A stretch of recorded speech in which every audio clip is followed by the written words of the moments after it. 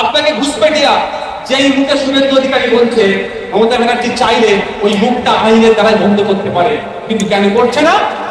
ও যদি বন্ধ করে দেয় আপনি আতঙ্কিত হবেন কি? আপনি ভয় পাবেন কি? আপনি ভয় আর আতঙ্কিত না হলে তাহলে তৃণমূল তো ভোট পাবেন। আমাদের কথাই বলছি, আমাদের কথা আমি বলছি না। 2019 সালে বিজেপি চলে আসবে, এনআরসি সিএ করে তাড়িয়ে দেবে, এরপরও আমি 26,151 ভোটে জিতেছি।